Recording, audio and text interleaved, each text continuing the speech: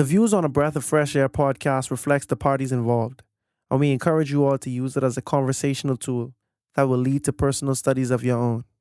Hallelujah, hallelujah, hallelujah, hallelujah, hallelujah.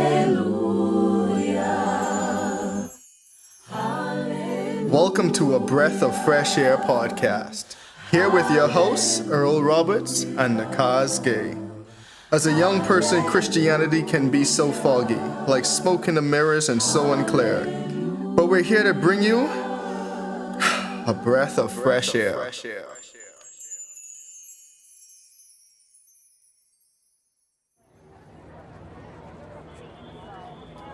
Attention! Attention! Some of you are wondering why we have not moved yet. But as you know, when we gathered everybody together at the Ahava River, we noticed that we were not in full capacity. We counted everybody, and we noticed that the sons of Levi were missing. Since then, we sent for Eleazar, for Ariel, for Shemaiah, for Elnathan, for Jarib, and for Elnathan, not to be confused with the first one, and also for Nathan as well, and for Zechariah, and for Meshullam, the chief men.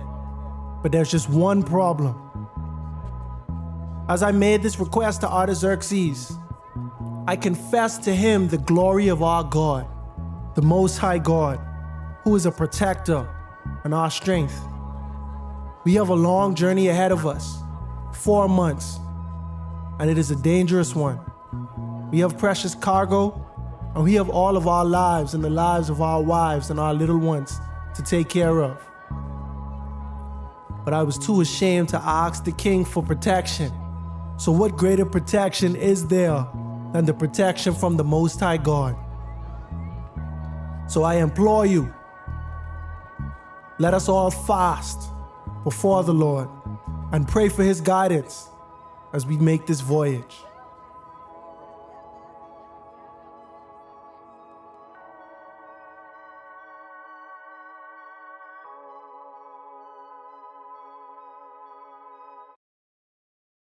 Step into the narrative of Ezra 8, a chapter alive with faith and divine guidance. Join us as Ezra leads a group of exiles on a journey filled with treasures and profound lessons on faith and divine protection. Ezra 8, where every step is guided by faith and the assurance of God's hand in the unknown. As always, be blessed and enjoy.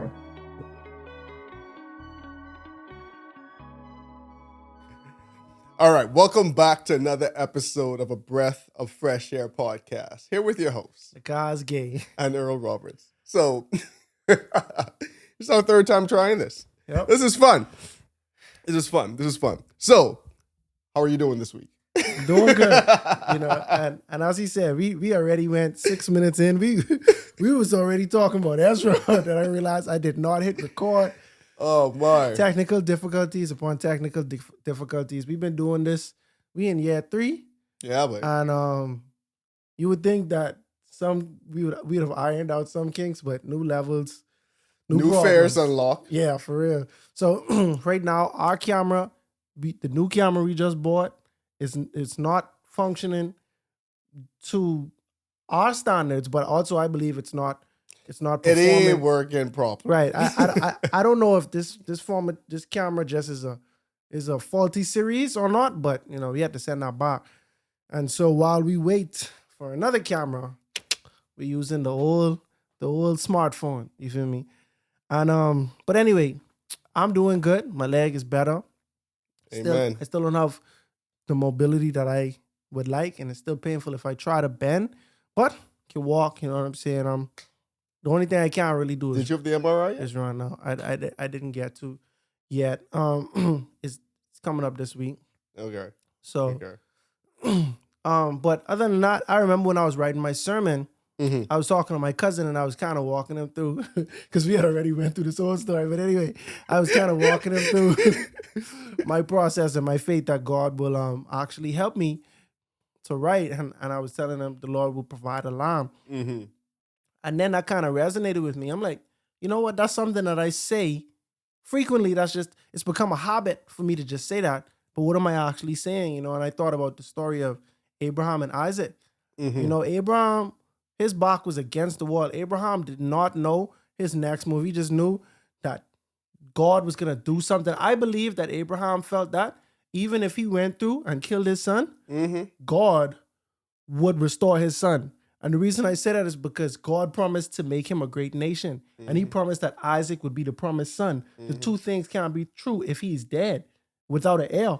You know what I'm saying? And so Abraham, he just know I was going to follow God. I could do I'm about to do what I need to do, and the Lord going to do the rest. So he assured Isaac that the Lord will provide a lamb. And that stuck with me. And the funny thing about it is the day before, I think it was the day before or either the day of my sermon. No, it couldn't have been the day of. It would have had to have been the day before when I was actually tasked to write my sermon. That morning, my wife and I, we read a devotional and it went over that story. Abraham and Isaac, the Lord will provide a lamb. And that to me was just like, cause if you forget what I was about to do, this me speaking in like from God's behalf, like if you forget what I was about to do, remember that I am going to provide for you, you know, Jehovah Jireh. And so I don't know who needs to hear this. You know, you might be in a situation where your back is against the wall, or you feel like you've exhausted all of your options that's humanly possible, everything that you could think of. But rest assured that the Lord will provide a lamb. You know, he is our provider. He's our comforter. He's our healer. You know, and no good things will he withhold from his loved ones. You know what I'm saying? So, you know, that's my motivational thought for the week. Amen. Amen. Amen. Weekly thought brought to us by Nakhaz. Yes, sir. All right. Now, Ezra. Yes. It's so funny, man, like when technical difficulties happen. I'm telling you. And you're just like, you know, we said more, but to like, because you always have an option, right? You always have to be like, okay, we could try to make it exactly how it was, but if it ain't authentic in the moment, then you're really just trying to like, yeah, because you force it to happen. Right, because the first time you didn't have to think, you just spoke through it, right? Yeah. The second time, You remembered what you happened. try to remember what you said verbatim, and you know it ain't gonna happen. So me, I just try to get the point out. All right. So last week we went through Ezra chapter 7, and we see how Ezra was a scribe who studied the word of God, and he was interested in actually going back and helping his people and also teaching the word of God to his people. So he brought the idea to the king Artaxerxes, who was the king of Persia at the time and the king of, you know, the Assyrians and the Babylonians and, you know, the known world at that time as it was recorded. And he told King Artaxerxes what he wanted to do, and Artaxerxes had favor on him, and we see in this chapter how this favor came from God. Also, how this favor was also blessed upon him because he was actually diligently studying the word.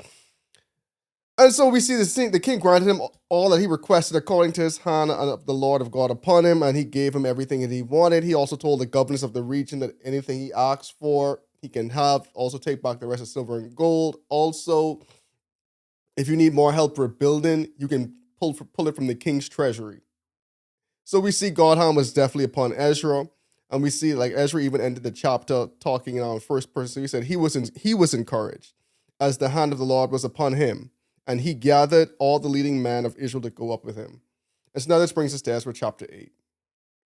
Anything I missed in that recap you would like to touch?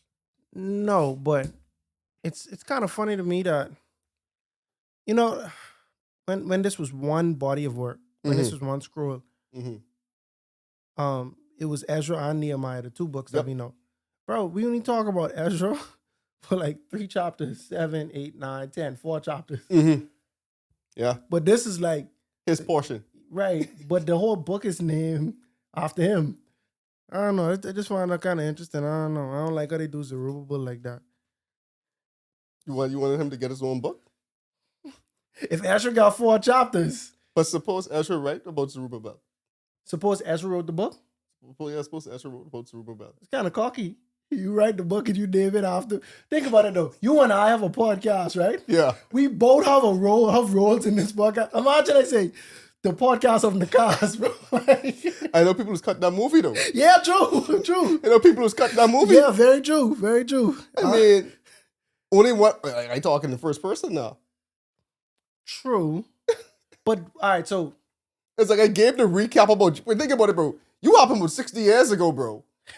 Like, I given a recap. So you cut me it off? would be unfair for me to tell my story if my story is built upon yours. So I need to give the context about you, but this is my story.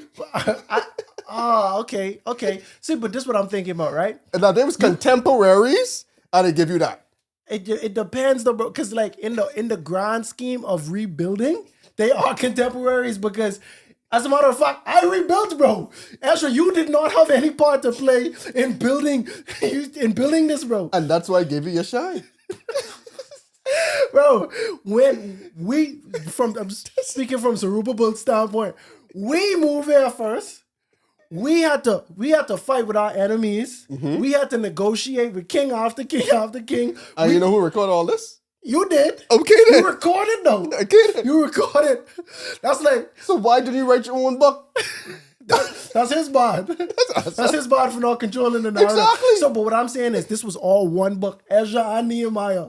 Because Ezra compiled it. Now Nehemiah, someone probably come off in the point. Now the point is, we don't know who really writes Zerubbabel's part. I saying Ezra probably wrote this because it was Ezra, and clearly it was Zerubbabel and Ezra. Right. And then someone else probably writing Nehemiah is all right, we just gonna combine it all together. Right. And the people who combine it all together, they should have break it up into 3 or keep it as one story.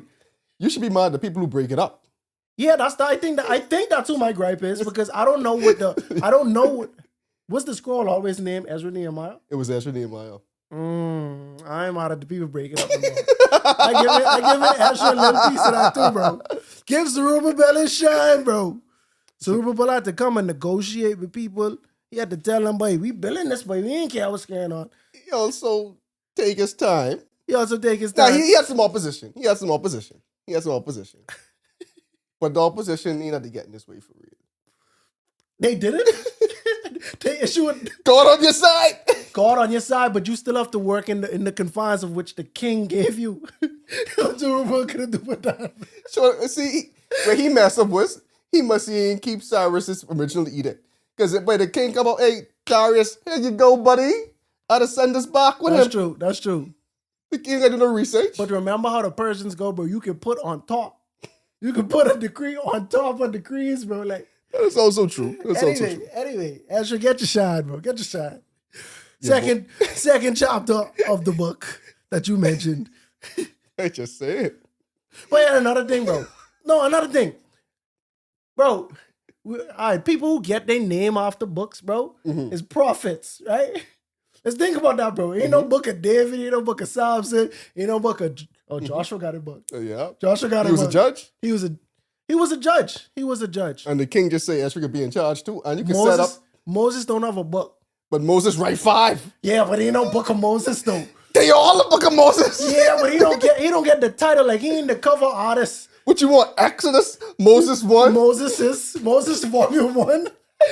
By the logic of writing, we got Moses Exodus, Lord, Moses Leviticus. You want to go to Paul? You know book of Paul? But he write like 70% of the New Testament. I respect that. So what we going to be saying I just don't know what's the metric or how we name it. Why? My question is, why is Zerubbabel not having a book hurts you this bad? Because I just feel like, all right, so it's 10 chapters in Ezra. Mm-hmm. The first 6 is Zerubbabel, bro.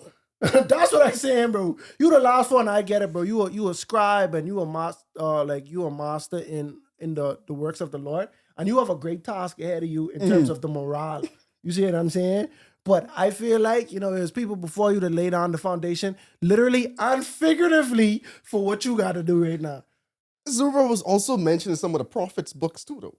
He was mentioning He was mentioning Ningham? He was mentioning like at least 2. I think he's mentioning Zachariah too. If they had one other contemporary, but I can't. Maybe Haggai, I think him out. It was Haggai and it was Zachariah for sure.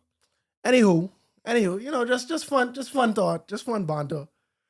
I ain't gonna forget you, Sea Dog. But what was this other name? S something. No, I forget that. I definitely forget that. All right. Anyway, back to Ezra chapter 8.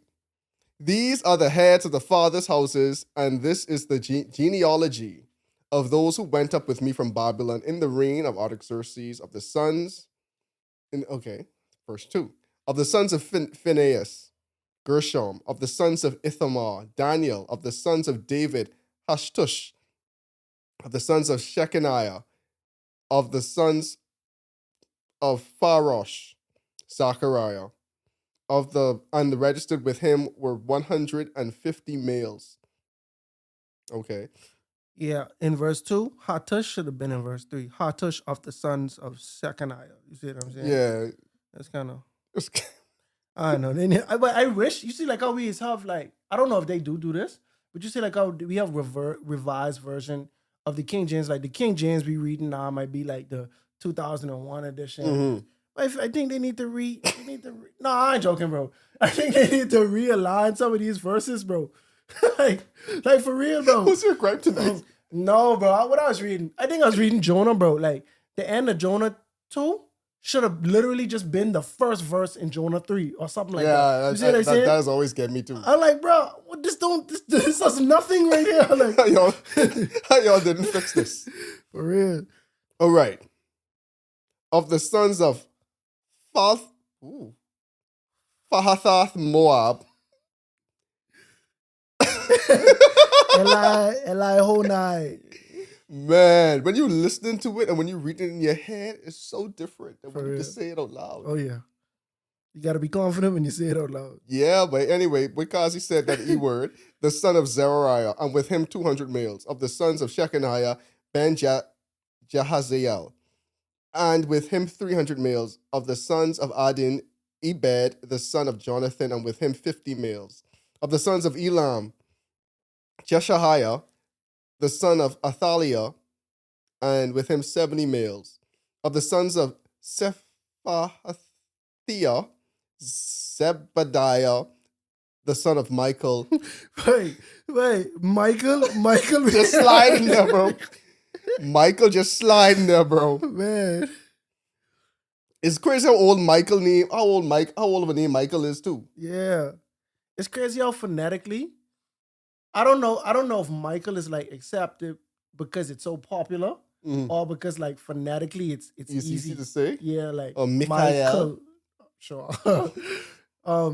2 syllables and it have common letters like Z not that common of a letter. You see what I'm saying? So when you have the Zerubbabel, you see what I'm saying? Jahaziel, you see what I'm saying? Like they just seem kind of like foreign.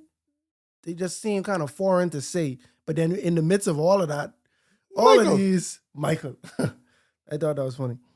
And with him 80 males, and the sons of Joab, Obadiah, the son of Jehiel, and with him 280 males. Of the sons of Shelomith, Ben Josephiah, and with him 160 males.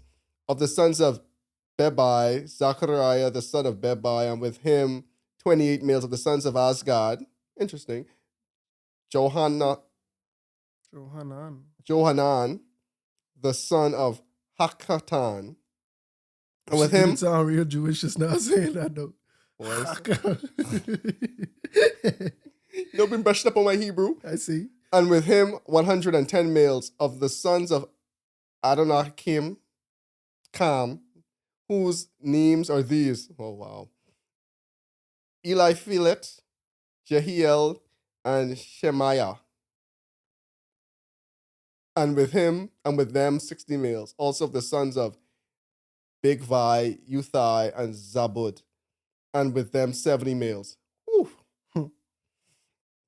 Okay, so again, we know there was a group of people, there's a group of people who went up with Zerubbabel. And now we have with Ezra, they only listen off the heads of households. So like these people and plus these extra men, but you also have to consider they also had wives and children. So just giving you an estimate of how many people now are coming back from Babylon to Jerusalem to repopulate Jerusalem. Yeah, and this also isn't an indication that this is how many people were still in Babylon, because the decree said everyone that volunteers to go, who's willing to go back. So who's the king now? Artaxerxes? Artaxerxes. Right. So he didn't say, bro, all Jews, go back. Nope. No, he said, bro, if you want to, go. You can. Yeah, so that's what's happening right now. So now in verse 15, now I gathered them, I being Ezra, by the river that flows from Ahava, and we camped there 3 days. And I looked among the people and the priests, and found none of the sons of Levi there. So now, to Ghazi's point now, right? These are the volunteers. These are the people who heard the edict and said, you know what? We won't go back to the land of our ancestors. We won't go back to our birthland. So now Ezra, looking around, because again, this is a guy who studied the word, and he knows he wants to go back and teach the word, but he also knows what needs to happen once he go back. Mm-hmm.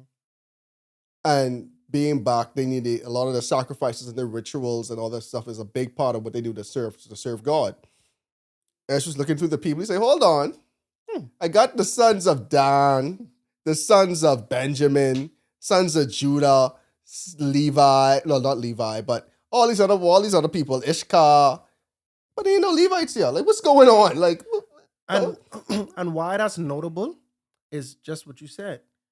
I know all of the work that we have to do in this new temple, and whose job is it to do work in the temple? The Levites. So it ain't even like I trying to single out a group of people. It's like, bro, no, I need you. I need y'all. I about to do this work alone. Y'all, and then if anyone should have returned, it should have been y'all, because it's your job as a Levite to atone for sins, to communicate with God, all of the temple work. Even that's how it was since the inception of the 12 tribes. The Levites had no inheritance because they were to benefit from everyone, because your work is a continuous work for everyone. Like in those times, I want to atone for my sins. I bring a lamb or whatever to the temple, and the Levite sacrifice it. I don't sacrifice this lamb on behalf of myself. And that's part of the reason why King Saul, the first king of Israel, that's part of the reason why he lost his throne. He was supposed to wait for Samuel to offer the sacrifice before they went into war. He did not. He got impatient. In his mind, Samuel was taking too long. He offered the sacrifices. Samuel would say, it's a foolish thing you did. Mm-hmm. Like, that just goes to show the solemnity of this task. And if anyone should have been zealous about returning, it should have been the Levites. Y'all should have been ready to go back and do what y'all were called to do, what y'all were born to do as a tribe. But let's look at it from I agree with you. No. Yeah, on paper. On paper, yeah. Right? But think about the flip side of the Levites, though. When we go back, we don't really have no possessions. The other tribe's supposed to take care of us. That's true. So now I in a land, I got my own house, I got my own property, I got my own stuff, bro. I sitting pretty nice over here. Why am I eager to go back?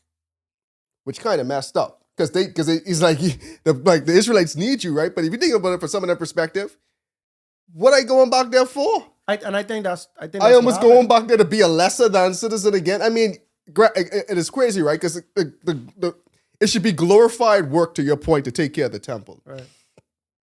But you done been here, bro. Some of these people probably just born here, bro. I don't even know what it really means to be a Levite for real, bro. You telling me this because I born to do this? No, bro. I born a Babylonian. For real, I born a Babylonian. I born a Babylonian, bro. I don't know where to go offer no lamb in no temple. What you talking about? Okay, now consider this, right? First of all, I'm touched by this story because I feel like there's a word in this, bro. Like, I feel like it's a word in this, bro. Like when you supposed to be in the world and not of the world. Agreed. Right? I feel and now your time come to detach from the world, but you don't want to detach from the world. It hard. You see what I'm saying? So proper context. I agree with that. I want to give a little more context. Babylon had its ups and downs, right? When we read the story of Daniel, we see where worshiping other gods was prohibited. But through the story of Daniel, we see changes in the Babylonian Empire, now the Persian Empire. We see where people who, kingdoms where they did not know and did not care for the Israelite God, they had an encounter with the Israelite God, and now they have the utmost respect for him. Nebuchadnezzar being one of them. He threw the Hebrew boys into the fire. He saw that they did not burn. It was 4 of them. You see what I'm saying? He get turned into he reduced to a wild animal eating in the fields and stuff like that for 7 years. He come back and gave his life to the Israelite God. You see what I'm saying? Same thing with, I think it was King Darius. Excuse me. Forgive me if I'm wrong. The last king, I think Cyrus was the last king with David. But anyway, it was a king who threw David in the lion's den. Daniel, I'm sorry. Daniel and all these D's, Daniel, Darius, David, who threw Daniel into the lion's den. When Daniel survived, he was impressed and he understood and he issued a decree saying, bro, nobody should deter the Jews. It was Darius. Okay, Darius, sweet. Nobody should deter the Jews from worshiping their God. So now, with that being said, the Jews living in Babylon, they lived in a time where they could have experienced racism, but it was generally accepted their practices and their worship to God. And case in point is Ezra. Ezra, born and raised in Babylon, but he was able to be a Levite, right, by a profession. They didn't force him. Hey, you gotta, like you see, like how they was trying to do the Hebrew boys. You have to do this. Like they was trying to force them to be in the Babylonian system. Ezra was able to be raised as a Levite and to study the things of God to the point where he became an expert. And so I'm saying that I'm making an argument that this luxury was afforded to everyone that's a Levite. While in Babylon, you could have studied the law. You know what I'm saying? You probably could have offered sacrifices not in the temple. You see what I'm saying? Y'all might have built your own makeshift thing. Y'all might have meet somewhere. Like how God was trying to tell Moses, to tell Pharaoh, let's go in the woods, to offer sacrifice, stuff like that. And so the Levites, they didn't necessarily have to be a people who were completely aloof to the things of God, like how the Israelites, the Hebrews were when they came out of Egypt. When they came out of Egypt, they ain't know nothing about nothing. This time, it's options. You see what I'm saying? Like, I could see if you don't know about God as a Levite because you're born and raised in Babylon, but at the same time, I could see where you could know better. You see what I'm saying? They could know better. Ezra, you see what I'm saying? So quality of life. Quality of life, bro. Now that's a completely different story. That's what it comes because that's the decision they making. It's like I could go back to there, but once I go back there, all this other tribal stuff take over. And ain't no one like forcing me to go back. No. Consider this, bro. Consider you living in a Babylonian system. And by that, I don't mean it in a bad way. I just mean culturally, it was a rich empire, right? Money flowing through there. We hear like secular accounts of Babylon and that empire. And it was a lot of gold and, rich, right? So money flowing, bro. The economy booming. You get your little house somewhere, you and your movie, you and your wife and your family, you see what they saying? You're all chilling. You still a Levite, You love God. You doing everything, right? In this country, you can live the same way as everybody else. But when you step out of there, you're mosh. Well, not in a good way. In a good way. In a good way. No, in terms of comfortability. I talking about goods in life, right? Yeah, no. I know that when I go to Jerusalem not as rich as Babylon, right? So therefore, if I have no inheritance and I gotta rely on your tribe and y'all to support me, but ain't no money moving around here, what would be the benefit? You see what I'm saying? Like I play in dominoes, you ain't supposed to play against your hand, right? Whatever is an asset to your hand, you use that to the best of your ability, right? Me, if I have a family to support, I'm not even saying I want to give up riches. I'm talking about sacrificing comfortability, period. Exactly. I ain't saying I got the Benz and the mansion, but I might have a little to do, a little something. You see what I'm saying? But I have air conditioning. But you telling me to go over there. Fan and mosquito. You see what I'm saying? I ain't know if I just doing that. If I have a choice, Exactly. So I think that really was their reality, bro. Like I gotta travel this long journey, right, to this place I never been. 4 months. Yep. 4 months journey, place I never been, and it's a developing situation versus a situation here where everything is already developed. Nice and comfortable. Nice and cozy. So, okay. Then in verse 16, then I sent for Eliezer, Ariel, Shammai, Elnathan, Jarib, Nathan, okay, Zachariah, Mushallam, leaders. Also for Joarib, Elnathan, men of understanding. And I gave the command for Edo, the chief man of the place of Cassiphia, and I told them what they should say to Edo and his brethren, the Nethaim, at the place of Cassiphia. I think Nathanims were the people who did temple Temple work. worship. Yeah, temple work. Yeah. That they should bring us servants for the house of God. Then by the good hand of our God upon us, they brought us men of understanding of the sons of Malai, the son of Levi, the son of Israel, namely Sherebiah. With this sons and brothers, 18 men, and Hashabiah. Wait, bro, how you say this one, bro? Hashabiah. Hashabiah. I was struggling with that one. And with him, Jeshiel, the sons of Merari, his brothers and their sons, 20 men, also of the Nethaim, whom David and the leaders had appointed for the service of the Levites, 220 Nethaim. All of them were designated by name. So it was interesting, right? We see Ezra didn't really get discouraged about the Levites, but he's like, bro, we need Levites. Mm-hmm. Like, we need them. For this mission to be a success, we need these Levites. And it's interesting how the Bible don't even tell us what Ezra say to say, but we know whatever Ezra say to say, it worked. Yeah, I think Ezra was a little conflicted because when I was in Babylon, I was seeing Levites. Mm-hmm. So I know y'all there. I know y'all there, bro. I know y'all there. I know who y'all are. Like, you know what I'm saying? Like, come on now. So, and I think that probably shocked him the most of it all. Like, bro, None of y'all won't come? none of y'all. Hold on, bro. We grow up together. We've been to school together. You know what I'm saying? We preach together, stuff like that. But I'm the only one, like, or maybe like I'm one of few. Mm-hmm. You know, so yeah, I think he went back and say to them, bro, come on, like. But you can see he's a apologist. What's the purist? He's a purist for the word and for the law. Yeah. The Torah. The man study the word. So he's like, I need y'all. I ain't no slopping up now. Like, all right, I tried it a nice way. Okay.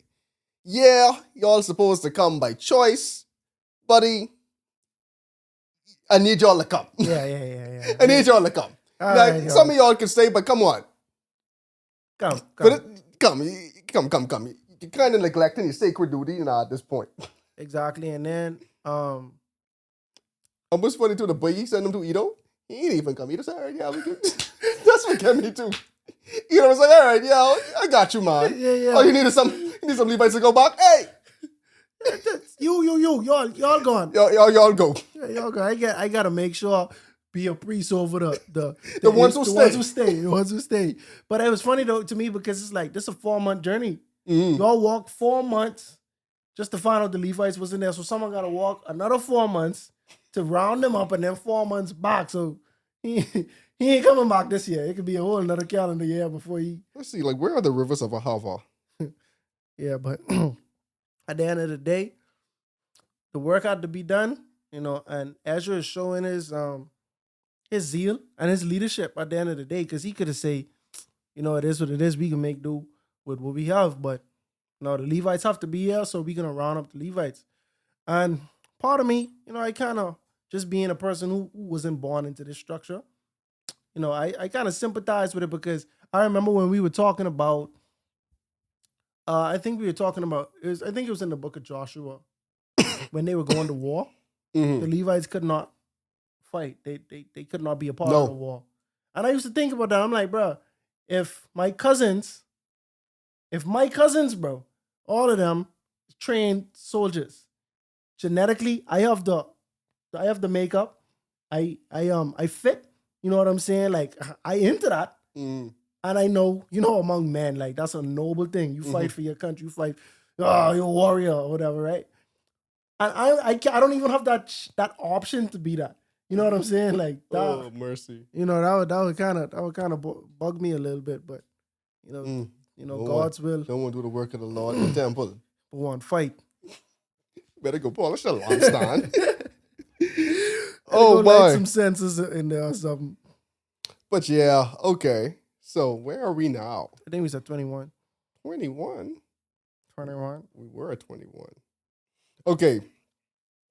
Then Ezra proclaimed a fast there. Oh, and the rivers of Ahava, they were still in Babylon. Oh. Yeah, they were still in Babylon. So he count them before he when he was like, let's see what we going back with. That makes sense. Then. Yeah. Before we even go, let's make sure we have with all we need. All right. Then I proclaimed a fast there at the river of Ahava, that we might humble ourselves before our God to seek him for the right way for us and for the little ones and all our possessions. For I was ashamed to request of the king an escort of soldiers and horsemen to help us against the enemy on our road, because we had spoken to the king, saying, the hand of our God is upon all those for good who seek him. But his power and his wrath are against all those who forsake him. So we fasted and we entreated our God for this, and he answered our prayer. Amen. You know what's interesting about this for me? It's like, and it goes for all us, like all Christians, like we say certain things, but we don't let our actions back it. And I say in certain things that's like saying like, oh yeah, God is good, or God got me, or stuff like that, right? But then you fretting and then you doing all this kind of stuff. Right? Because think about it. Last chapter, the king offered Ezra everything. Well, whatever you request, I will give to you. Yep. Everything he asked for. Everything he requests, bro. But think about it, right? Ezra already witnessed to the king saying, God got me. God can protect us, right? Yep. So now, and it's funny, Ezra even being vulnerable in this moment, like, yo, I didn't want to ask the king for protection because the king would have turned right back on me and be like, yo, where's this God? You talk about this almighty, powerful God who done bring y'all ancestors out of Egypt, who done part the Red Sea, who done part the Jordan River. Like, where this God is, you talk about you need my protection, I'd give it to you, but you kind of like backtracking on your own word right now. And so Ezra's like, you know what? We could fast and we could pray. We ain't asking for protection because we can make sure God got us, but we are going to make sure our hearts and our minds are in the right place to ask God for these things. So God will actually, want to be with us as we go on this journey and want to like give us the glory and want to offer his protection towards us as we go back to Jerusalem. But to me, I think it's important because like how much times like we're not mindful that our lifestyle is a witness to others and others are watching what we say versus what we do. Yeah. And I think that's something like we just like go in the back of our mind, but there are a lot of people watching us like as a body, like, like a lot of people watching like, oh, you claim to be this so good, do good Christian, or this so good, do good, whatever, but you ain't backing up by your actions. And I think that's something we all got to keep in mind.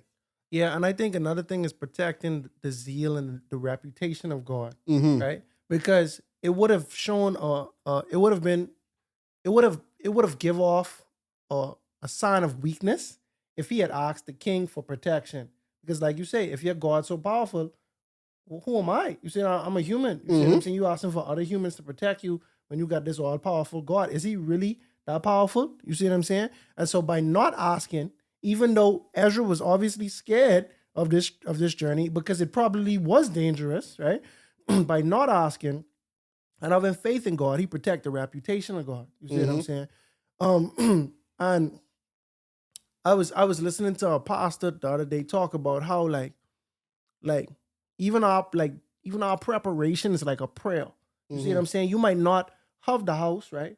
But you saving. You see what I'm saying? Because I know God faith without works is dead, right? So you can have all the faith in the world that God could get you a house, right? But if you do not prepare, you essentially want something to magically fall. You see what I'm saying? Like you ain't giving God no type of initiative that you actually believe he could do this thing for you. You see what I'm saying? Because if you do, but if I say by Earl, buy me XYZ, right? And I know you could do it, bro. I ain't gonna. And if it's something to prepare for, I can make sure I ready for when you get me that thing. You see what I'm saying? Like that's just what it is. But now, if you just sitting around, you see what I'm saying? Like you either prepare for disappointment or you actually don't believe it's gonna happen. You know what I'm saying? So it's like, and he give analogies of like, you can get married one day, right? So what you do, you start to prepare yourself to be a good husband. From before you married, you start to prepare for that. You know what I mean?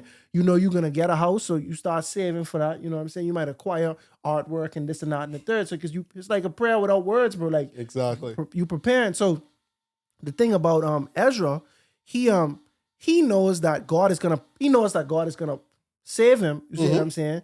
And so and he knows that he wants to be a good representation for God. And so he basically prepares himself to do so by fasting and praying. You see what I'm saying? For the protection. That way the king would look at it and everybody else, it could be a witness to them. You see what I'm saying? The way he maneuvers and the way he moves. One other thing I want to mention on that note, regardless if the journey was dangerous or not, you got to consider they come in here with a bunch of resources from That's the what I king. was thinking too. Like you coming in with a bunch of gold, a bunch of silver, probably a bunch of animals, a bunch of just That's how you were possessions. lit, bro. Yeah. You a walking target. Regardless, bro. Even people who don't want to steal, they probably thinking, bro, we in this dark journey. Ain't no one gonna know. You see, I could Exactly. easily get away with stealing one sheep. You see, even if it's stealing by like necessity, I hungry, I starving. If I steal this sheep, I could feed my family for at least a day. You know what I mean? And so it was tempting. It's a tempting. That's situation. a journey still though. Like when you think about it, like 4 months. y'all walk, even if like y'all going from, essentially y'all going from like Iran and Iraq all the way down to Jerusalem. Yeah, man, that's a journey, but you walk into Yeah. right word. Yeah. That's a journey, son. That's the journey. That's a journey. But yeah, we see Esther was a good witness. And to your point too, is like you also preparing the hearts of the people who about to leave the Persian Empire, but they in Babylon, because that's where King Nebuchadnezzar take them from when the Babylonians was in charge. You all leaving there, but now y'all about to go back to Jerusalem.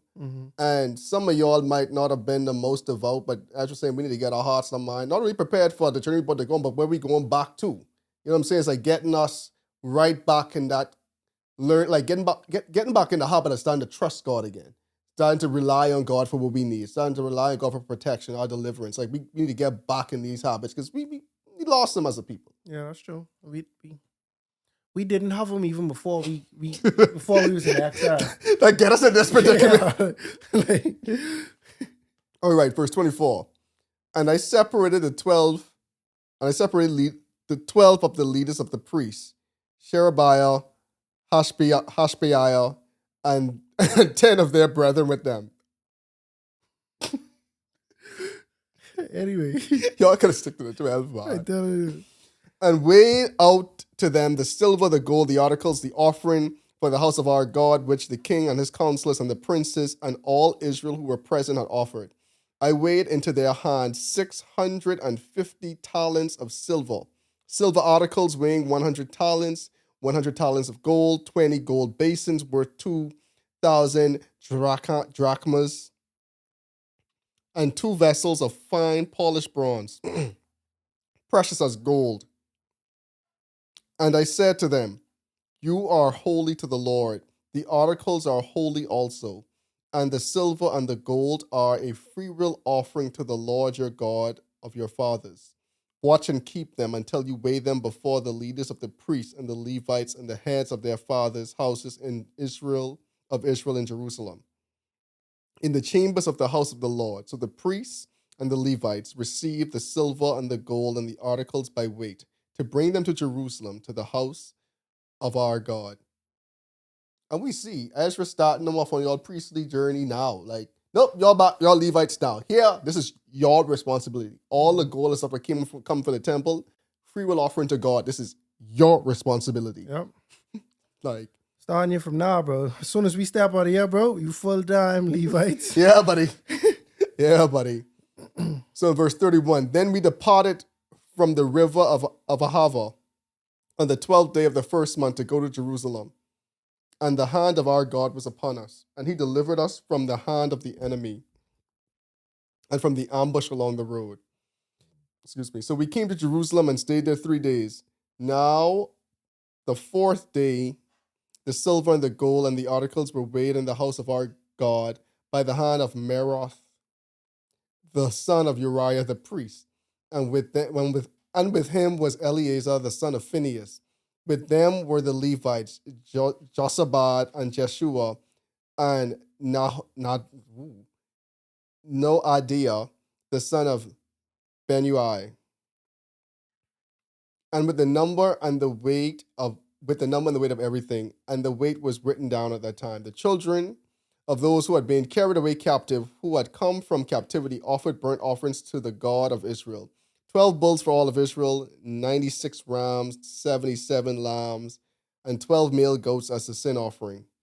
And this was a burnt offering to the Lord. And they delivered the king's orders to the king's satraps and the governors in the region and beyond the river. So they gave support to the people in the house of God. Amen. So here we see. Mm-hmm. Here we see they about to start making their journey. It's a long journey. I mean, they make the journey. Oh yeah, they already make it there. But I'm about to say it's a long journey, and it's a dangerous one.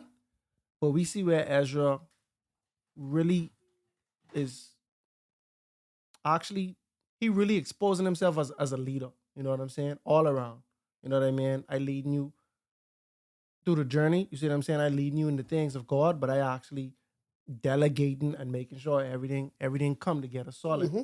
And you know, this meant a lot to Ezra, bro. Like clearly, bro. Like other people, other Levites, they might have loathed the opportunity to come. They might not have want to leave. Babylon had everything that they wanted, probably. I don't know, whatever reason they wanted to stay. But you can see Ezra did not want to stay in Babylon. You see what I'm saying? It was his suggestion to go. You know, it was other people who had left already, but he like, bro, we gotta start pouring into our city. You see what I'm saying? We gotta revamp a lot of things, and we gotta whip some things into shape. And from the beginning, straight to from issuing the decree to Artaxerxes, to rounding up the troops, to marching over there and making sure everybody get there safely, and all of the possessions get there safely. You can see all around Ezra really is a good leader. You know what I'm saying? For lack of a better word. What I do like is, like, we see when they get to Jerusalem, you would think the first thing you would do is like, all right, we back. Let me make sure all these governors know, like, the authority we hereby. Ezra's like, no, we back here where the temple is. Let's take care of the sacrifices and everything first. Like, let's do what's really and truly the more important thing, and that's actually like worship God and atone for our sins before we give anyone else like why we here and like authority from the paper, like from the king. Let's actually take care of what's actually the most important thing, which I think is actually powerful. We see, like he said, like he came back for a reason, and that was to make sure the people were still serving God and the people knew how to serve God. And the first thing he did when he came back to Jerusalem wasn't try to establish no authority or anything. It was like, no, we're back. Let us actually worship and serve God. And so I think that's powerful. I think that's powerful. Like, it's probably one of the least significant things about the chapter, but to me it's still pretty significant because of, like, it shows truly what he was about and truly what was important to him. And the most important thing was for the people to serve God in the right way. Ezra and the exiles from Judah have now made their voyage to Jerusalem. And when they arrived, their first order of business was to offer sacrifices unto the Lord. But after those festivities were complete, it was clear that some of the Jews had adopted abominations from the nations surrounding them, which started from intermarrying with those nations. But we'll talk more about that on the next episode of A Breath of Fresh Air.